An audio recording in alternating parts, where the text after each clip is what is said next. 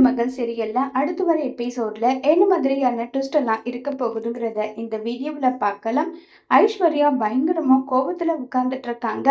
ஈஸ்வரி கிட்ட போகலான்னு பாக்குறாங்க. உடனே சித்ரா, என்னம்மா ஐஸ்வர்யா இந்த அளவுக்கு கோபமா உட்கார்ந்துட்டு இருக்கா, நீ என்னடனா பார்த்தும் பார்க்காத மாதிரி வரையே, போயிட்டு அவகிட்ட பேசி அவளை சமாதானப்படுத்துன்னு சொல்றாங்க.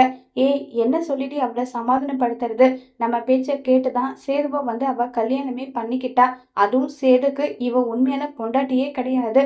ஏதோ தாலி கட்டிட்டு பொண்டாட்டின்ற ஒரு நினைப்புல வாழ்ந்துட்டு இருக்கா. நம்ம பண்ணிட்டு இருக்க ஃப்ராட் பண்ண தெரிஞ்சா என்ன ஆக போகுதோ அது அப்பாற்பட்ட விஷயம். ஆனா ஐஸ்வர்யா கிட்ட போனா, உங்களால தானே நான் சேது மாம்ச கல்யாணம் பண்ணிக்கிட்டேன், அவரு இப்ப என்ன விட்டுட்டு குழந்தைதான் முக்கியம்னு சொல்லிட்டு அவர் இருக்காரு, இதுக்கு என்ன பதில் சொல்ல போறீங்க சொல்லுங்கன்னு சொல்லிட்டு கேட்பா. நம்ம கிட்ட என்னடி பதில் இருக்கு, அவளும் பாயிண்டா தான் பேசினா, ஆனா அதை யாருமே ஏத்துக்கலையே. இப்ப கூட சேது அவ பேசின பேச்சுக்கு என்ன கோபத்துல இருக்கான்னு கூட தெரியலையே, என்ன பண்றது விடுடின்றாங்க.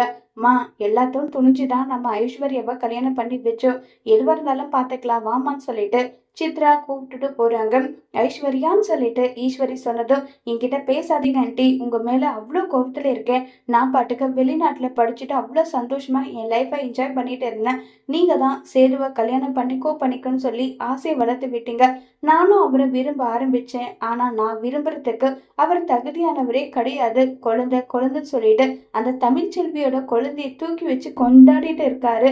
இப்ப பாருங்க, 2 குழந்தையும், ஒரு குழந்தை போன இன்னொரு குழந்தைன்னு சொல்லிட்டு அட்லீஸ்ட் அவர் தான் அப்படி இருக்காருன்னா இந்த வீட்டுல இருக்க பெரியவங்களுக்கு எங்க போச்சு ஆன்டி புத்தி. இப்பதான் கல்யாணமா இருக்கு, அவங்க 2 பேரும் மனசு விட்டு பேசணும், சந்தோஷமா இருக்கணும்னு நினைக்கிறாங்களா. சேது மாம்ஸ் என்ன சொன்னாலும் தலையாட்டிட்டே இருக்காங்க. இதே மாதிரி சேது மாம்ஸ் குழந்தைதான் முக்கியம் சொல்லி முடிவு எடுத்தா எனக்கு வேற வழி தெரியல. எல்லாத்துக்குமே ஒரே ஒரு வழி என்னன்னா, சேது மாம்ச நான் திரும்ப விவாகரத்து பண்ண போறேன், இது மட்டும் தான் ஒரே வழியா இருக்கும்னு சொல்றாங்க.